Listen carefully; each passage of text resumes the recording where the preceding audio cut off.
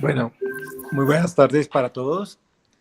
Eh, Hoy vamos a revisar un tema pues interesante con un taller también supremamente enriquecedor y es el tema de accesos vasculares guiados por ultrasonido. Lo va a presentar nuestra residente de primer año de cuidado intensivo del programa de la Universidad de La Sabana, la doctora María Paula Salazar, realmente finalizando su primer mes de fellow. Entonces, bienvenida y adelante, María Paula. Muchas gracias. Muchas gracias, doctor. Buenas tardes a todos. Soy María Paula Salazar González, soy residente de cuidado intensivo pediátrico de la Universidad de La Sabana y hoy tengo el gusto de acompañarlos con la charla de accesos vasculares guiados por ecografía que con seguridad les sacaremos mucho provecho. Entonces, para dar inicio, vamos a hablar de la agenda. Iniciaremos con una breve introducción para posteriormente hablar un poco sobre los principios básicos del ultrasonido y así de esta manera conocer las indicaciones y los pasos a seguir para la consecución de accesos vasculares guiados por ecografía. Continuaremos con las principales limitaciones de esta modalidad y finalmente unas conclusiones para llevar a casa. Entonces iniciamos con la introducción y es que desde cuándo usamos el ultrasonido. Nosotros sabemos que las propiedades acústicas del sonido fueron bien descritas por las antiguas civilizaciones griegas y romanas. Sin embargo, en el siglo XX, el hundimiento del Titanic, seguido del comienzo de la Primera Guerra Mundial, sirvió como catalizador para el desarrollo del sonar o navegación guiada por sonido, que fue la primera aplicación del mundo real de los principios del sonido. Y aunque varios médicos compiten por ser reconocidos como los primeros en emplear los ultrasonidos en medicina, es el doctor Karl Theodor Dusik el ser reconocido como los primeros en emplear los ultrasonidos. Él fue psiquiatra y neurólogo austriaco y recibió el reconocimiento como el primer médico al usar esta modalidad como diagnóstico para visualizar ventrículos cerebrales y los tumores cerebrales con un primitivo dispositivo ecográfico en el año 1942, como lo podemos ver en la foto a la derecha. Y sobre el año 1954, Douglas Harry y Joseph Holmes se centraron en hacer la tecnología de los equipos ecográficos con la construcción de sistemas de ultrasonidos en tanques de inmersión y publicaron las primeras imágenes de las bidimensionales que conocemos en la actualidad. Pero es realmente en la década de 1965 que Widdowson Siemens crean el primer ecógrafo capaz de emplear estas imágenes en tiempo real, mostrando casi al menos 15 imágenes por segundo, y es finalmente en la década de 1980 que se dan las principales descripciones de la canulación de la vena yugular interna para la colocación de accesos venosos centrales.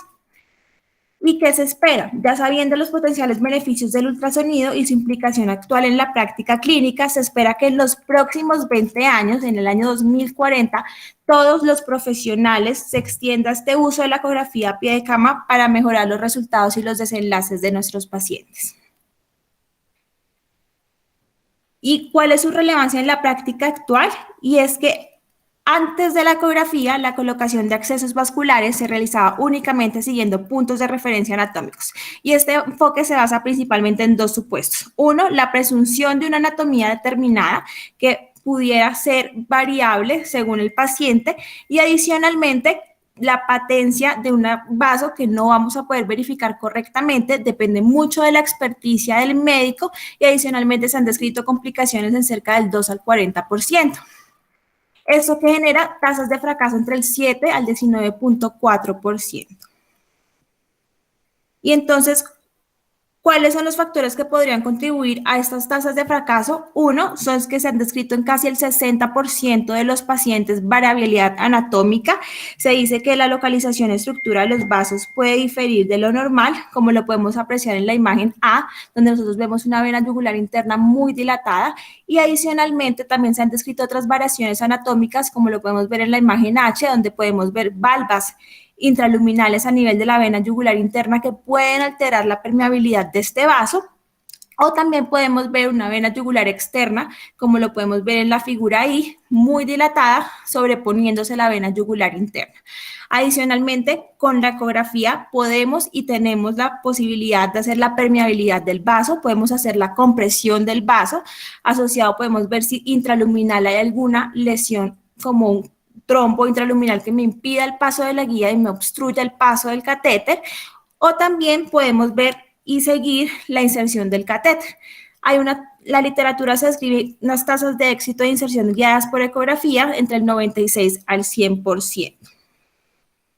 Y a la luz de la evidencia actual que tenemos, y en el año 2006, en la revista Critical Care, se publicó este estudio aleatorizado que se realizó entre enero del año 2000 a diciembre del año 2006. Se incluyeron 900 pacientes en estado crítico y el objetivo principal era determinar la superioridad de la inserción de accesos centrales guiados por ecografía versus reparos anatómicos. ¿Y qué se documentó? Aquí en el grupo que estoy señalando a la izquierda tenemos el grupo de ultrasonido versus el grupo de reparos anatómicos y vemos que en cuanto a las complicaciones que fue punción carotidia, hematoma, hemotórax, neumotórax e infecciones asociadas al catéter, hay una franca disminución en los pacientes que usaron ecografía versus los que usaron reparos anatómicos. Esto que se traduce en menor tiempo y reducción del número de intentos para conseguir la canalización de los vasos, menor tasa de complicaciones y menor incidencia de infecciones, llevando a mayor seguridad del paciente. En pediatría tenemos este estudio, un estudio observacional prospectivo que se publicó en el año 2018, el Intensive Care Medicine, multicéntrico en España en 26 unidades de cuidado intensivo pediátrico que se incluyeron niños entre 0 a 18 años, donde también ellos querían caracterizar y determinar los desenlaces usando la canalización del vaso, ultrasonido versus reparos anatómicos, un total de 500 procedimientos, pero se hizo un match de 1 a 1, donde se incluyó 266 procedimientos, la mitad del grupo ecografía y la otra mitad de reparos anatómicos.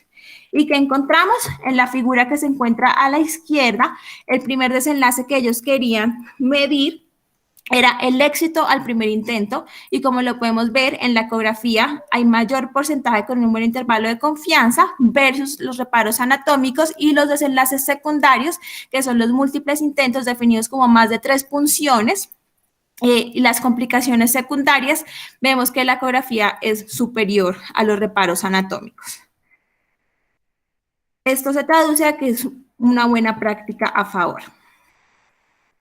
Ya hablando un poco de la introducción y entendiendo la importancia de la ecografía como una ayuda para el paso de catéteres centrales y la menor tasa de complicaciones registradas con este abordaje, vamos a hablar un poco sobre los principios básicos de ecografía para optimizar su uso en nuestra práctica y es que vamos a primero a definir qué es el ultrasonido.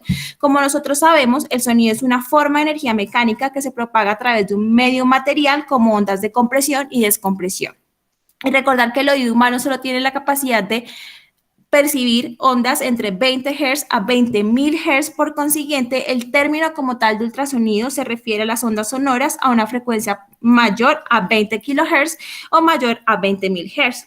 En ecografía, lo que nosotros vamos a encontrar es que estas ondas sonoras van a ser transmitidas por medio de la sonda o del transductor y se van a propagar a través de los medios mediante la creación de rarefacciones y compresiones existentes entre las partículas. Este proceso de emisión y recepción de las ondas es lo que me va a generar de forma secuencial por la sonda, aportando las imágenes dinámicas características de esta modalidad. Importante familiarizarnos con los principales controles del ecógrafo. Vamos a ver que nosotros podemos manejar y modificar principalmente los modos de imagen que ya vamos a hablar un poco. Vamos a hablar de la profundidad y de la ganancia y el tipo de examen. ¿Qué modos de imagen tenemos al momento? Y vamos a empezar con el modo bidimensional. El modo bidimensional es por defecto el que se ubica en la mayoría de los dispositivos ecográficos y en los diagnósticos en los pacientes a pie de cama. Este modo también se llama brillo, modo B o brillo, dada la ecogenosidad de las estructuras observadas que dependen de la intensidad de las señales reflejadas. Y vamos a recordar un poco, y es que cuando nosotros hablamos de que algo es hiperecoico, hipoecoico, anecoico, isoecoico, siempre lo estamos comparando con respecto a otra estructura. Recordar que la orina, la bilis o la sangre, para nosotros poder ver cuando estemos haciendo nuestra ecografía, estas ondas se transmiten sin reflejarse y van a llamar principalmente anecoicas, como lo podemos ver en esta imagen, y las estructuras que reflejan algo de sonido, pero menos que las estructuras circundantes, que por ejemplo acá tenemos la corteza renal versus el parénquima hepático, lo vamos a conocer como hipoecoico e isoecoico el parénquima hepático, y estructuras como el diafragma, calcificaciones, estructuras óseas, las vamos a ver hiperecoicas. Otro modo que vamos a encontrar de imagen es el modo M o el modo de movimiento, y es que este modo emite un haz en un solo eje siguiendo una línea y se recogen los datos sobre el movimiento de los tejidos a lo largo de dicha línea para centrarlo. Se representan todos los puntos de esta línea a lo largo del tiempo para evaluar las dimensiones de las cavidades y los movimientos de las estructuras, que también es muy útil cuando estamos haciendo paso de catéteres guiados por ecografía. Y finalmente el modo Doppler, que lo que vamos a ver es que es un desplazamiento de la frecuencia de las ondas debido al movimiento relativo entre la fuente y el observador. Vamos a ver que esas ondas se van a mover según se acerquen o no al observador y principalmente a la sonda, que es la que va a transmitir la señal, y nosotros vamos a ver que según se acerquen o no, vamos a encontrar los colores que ya más adelante vamos a ver. Y que encontramos, y es que principalmente en la inserción de catéteres guiados por ultrasonido, encontramos que la principal modalidad de imagen es la bidimensional, pero es importante recordar que esto se hace de manera integral y vamos a utilizar tanto la bidimensional como el modo de movimiento y el modo Doppler para verificar nuestros vasos.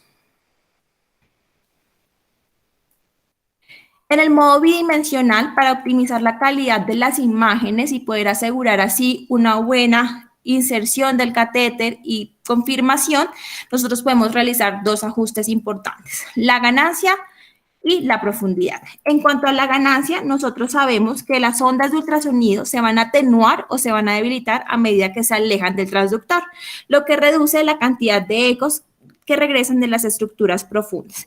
En la imagen A, nosotros vemos una imagen que está subestimada, que tiene poca ganancia, y en la imagen C tenemos una imagen que está sobreestimada. Y como podemos ver a nivel intraluminal de los vasos, eso es una vena yugular interna, vemos que pueden haber ecos, por lo cual nosotros deberíamos cuadrar la ganancia para encontrar una ganancia apropiada que me permita visualizar de manera correcta las estructuras sin presencia de ecos y que también me permita también caracterizar el tejido circundante. En cuanto a la profundidad, nosotros debemos colocar nuestra imagen en el plano central y se debe ajustar la estructura de interés en el centro de la pantalla. Nosotros tenemos un campo lejano, un campo cercano y el campo focal, y aquí es donde nosotros sabemos que deberíamos tener nuestra imagen para poder hacer una visualización de las estructuras adyacentes y de esta manera evitar complicaciones como punciones de órganos adyacentes u otros tejidos. En cuanto a las sondas o transductores, que como habíamos hablado son las encargadas de generar la emisión por medio del almacenamiento de la cerámica, tenemos 4 tipos principales: la sonda lineal, que es por característica y por elección la que vamos a usar en ultrasonido para el paso de accesos centrales. Recordar que entre mayor frecuencia vamos a tener menor profundidad, es decir, esta sonda lineal maneja una frecuencia entre 5 a 15 Hz con una profundidad de 9 centímetros, por lo cual su aplicación va a ser dada principalmente para piel, vasos y nervios. La sonda convex tiene una frecuencia entre 2 a 5 Hz, lo que me genera mayor profundidad. Vamos a generar una profundidad de 30 centímetros, donde su aplicación va a ser principalmente intraabdominal. Las sondas sectoriales tienen una frecuencia entre 1 a 5 con una profundidad similar a la convex de 35 centímetros. Las aplicaciones principalmente va a ser a nivel cardiopulmonar, ecografía de tórax, y ecocardiograma. Y las sondas intracavitarias con una frecuencia, digamos que en el promedio de 5 a 8 Hz, nos va a dar una profundidad de 13 centímetros y principalmente su aplicación va a estar dada para nivel de lo que va a ser la evaluación a nivel ginecológica de útero y ovarios. Entonces, ¿cómo va a ser nuestra orientación? Nosotros tenemos 4 pilares importantes. Vamos a tener la ubicación de la sonda, que principalmente vamos a ver que la sonda, todas las ondas tienen un marcador de orientación que corresponde al marcador que vamos a encontrar en la pantalla y se ubica tradicionalmente, como lo podemos ver en la imagen, entre la cabeza y el cuerpo de la sonda. Esta sonda, como se aprecia en la imagen, se debe coger como si fuera un lápiz con los primeros 2 dedos y apoyar los otros 3 dedos sobre la piel del paciente para generar mayor soporte y permitir de esta manera menor interferencia en cuanto al movimiento y poder fijarlo cuando yo voy a pasar la guía o pues cuando va a pasar el catéter. En cuanto a la pantalla, Entonces vemos que el marcador de orientación, como lo podemos apreciar en la imagen, suele ser un pequeño círculo, como lo podemos ver acá hacia la izquierda o aquí hacia la derecha, en un cuadrado de color, y cuando este marcador se coloca en las esquinas, lo que nos está indicando son superficies pues, superior e inferior para la localización, y ocurre lo contrario cuando se encuentran las partes inferiores. Recordar que usualmente siempre va a estar ubicado a la izquierda, pero también depende del fabricador. Esto puede variar, por lo cual tenemos que familiarizarnos con nuestro equipo. En cuanto al operador, las ecografías a pie de cama siempre se deben realizar al lado derecho del paciente. Digamos que dentro de las excepciones que se encuentran son los pacientes que se les va a realizar ecocardiograma, que usualmente el operador y el médico prefiere hacerse hacia la izquierda, pero a pie de cama y generalmente siempre hacia la derecha, como similar a la exploración física, y siempre tenemos que tener una visión directa del ecógrafo para de esta manera disminuir las interferencias y las interrupciones. En cuanto a la posición del paciente, va a depender del acceso que queramos realizar, y siempre y cuando la sonda, la pantalla y el operador se encuentren de manera correcta, no hay preferencia alguna. ¿Qué planos de imágenes nosotros tenemos en ecografía? Este es un eje largo, que es un plano sagital. Recordemos que el plano sagital es un plano vertical que nos va a dividir el cuerpo en dos mitades, en izquierda y derecha. En este plano, perdón, esto es un...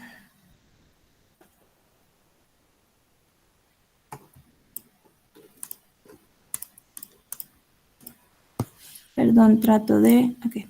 En este plano, como lo podemos ver en el video, nosotros vamos a visualizar las estructuras en un eje largo, que es muy útil principalmente cuando nosotros vamos a seguir la localización de la guía, y recordar que en el eje largo puedo tener un plano sagital o un plano coronal, como lo podemos ver en la siguiente imagen. En el plano coronal, recordar que es el plano que divide entre frontal pues, frontal y dorsal, como lo podemos ver en esta imagen, y también se caracteriza por ser el eje largo, donde nosotros vamos a ver toda la estructura longitudinal del vaso.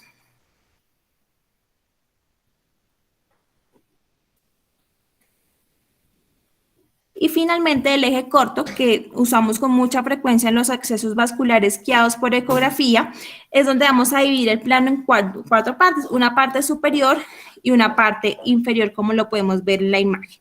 Por convenio estándar, el marcador del transductor en este plano siempre se va a orientar al lado izquierdo del profesional, para que las estructuras del lado derecho del paciente aparezcan en el lado izquierdo de la pantalla. Importante para continuar nuestra charla, la orientación de la aguja. Entonces nosotros podemos tener una maniobra de la inserción de la aguja longitudinal dentro del plano y una maniobra transversal fuera del plano. Entonces vamos a iniciar con la longitudinal dentro del plano. Importante, como lo podemos apreciar en este video, nosotros vamos a realizar en la maniobra dentro del plano una inserción del catéter lateral a la localización de la muesca del transductor para poder visualizar la aguja. Lo importante es que va a ser muy difícil seguir la trayectoria como una de sus principales complicaciones, y requiere de mayor experticia para el clínico poder hacer el seguimiento, porque no vamos a poder ver bien los tejidos adyacentes, generando más riesgo de lesión de los tejidos.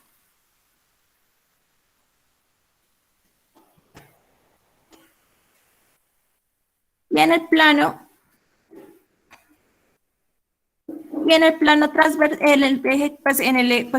fuera del plano, lo que nosotros vamos a encontrar es que una vez tengamos la profundidad y tengamos la división superior e inferior en la ecografía, la profundidad que nos va a dar que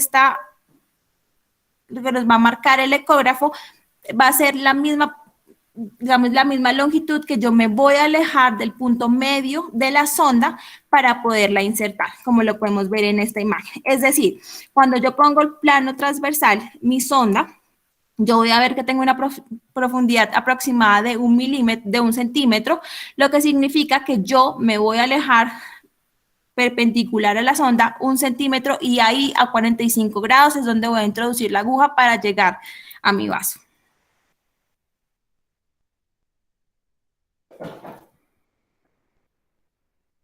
Cuando nosotros vamos a realizar accesos centrales guiados por ecografía, realmente en cuanto a las indicaciones y las contraindicaciones son muy similares a los reparos anatómicos. Los realizamos en los pacientes para realizar monitoreo hemodinámico, administración de nutrición parenteral con osmolaridades mayores a 900, administración de medicamentos, marcapasos temporal, diálisis hemofiltración y plasmaféresis.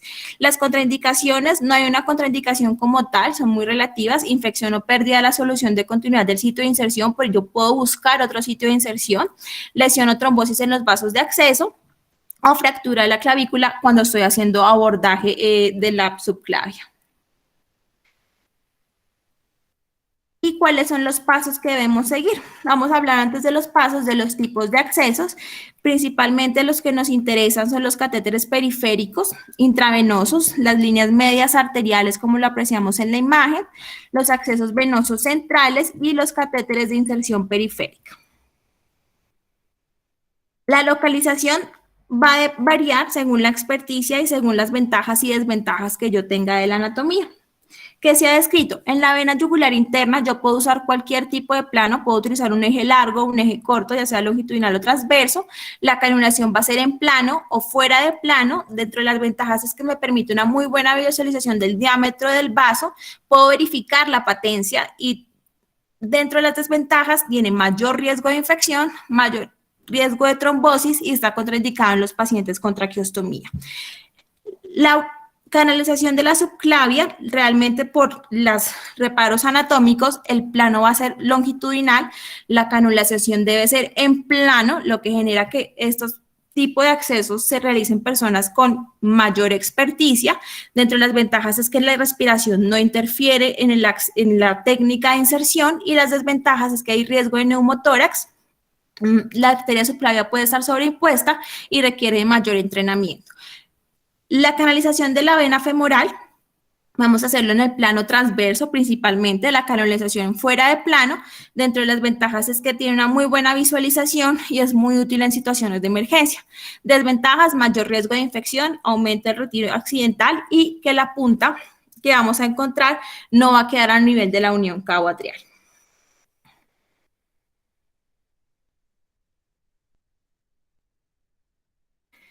Entonces, técnica para la inserción, pasos a seguir. 1, vamos a ver la localización y anatomía y el catéter que vamos a escoger. La segunda, vamos a verificar la patencia del vaso. Dentro de la tercera, la inserción de la aguja en tiempo real. Digamos que se han descrito 2 modalidades, en tiempo real y en tiempo estático. Realmente el tiempo estático no se recomienda, lo ideal es hacer en tiempo real para hacer de esa manera el seguimiento de la guía a través del tiempo y la confirmación del catéter a nivel intraluminal. El cuarto, confirmar la posición de la aguja y de la guía y finalmente confirmar la posición del catéter. Entonces, en el paso número 1, la localización, nosotros sabemos pues previamente lo que habíamos hablado según las ventajas y las desventajas y las indicaciones de mi paciente, cuál acceso central yo voy a utilizar. Debo hacer antes de eso un barrido ecográfico para caracterizar la anatomía teniendo en cuenta las variantes anatómicas que yo puedo encontrar en mi paciente y voy a escoger el tipo de catéter. En cuanto al tamaño del catéter, importante es que debe ser uno cuando lo está haciendo el barrido ecográfico puede hacer la medición del tamaño del vaso y debe ser 1/3 del tamaño del vaso para disminuir el riesgo de trombosis o de otras lesiones. Recordar que un French va a ser 0.3 milímetros, por lo cual 3 French aproximadamente es un centímetro que pudiera ser el catéter. Entonces vamos a escoger primero nuestra sonda, recordar que nosotros usamos sondas lineales y escogemos nuestra anatomía. Recordar, ya como estamos viendo aquí, que nosotros podemos hacer un eje largo donde yo voy a ver toda la parte longitudinal de mi vaso y nos permite principalmente pues ver el paso de la guía y ver como el seguimiento de la aguja, o un eje corto donde yo voy a hacer el corte superior e inferior, donde solamente voy a ver el diámetro de mi vaso. Importante recordar que cuando yo hago una inserción en plano, lo que yo voy a hacer es lateral a la muesca de mi transductor, voy a insertar la aguja. Sin embargo, esto me limita la visualización de los tejidos adyacentes, generando más riesgo de lesiones, por lo cual es que requiere mayor experticia versus plano corto o fuera de plano, que realmente cuando yo inserto la aguja, que como habíamos hablado según el teorema de Pitágoras, lo que va a hacer es ver la punta de la aguja y puedo hacer maniobras de balanceo o de basculación para mirar la localización de mi aguja.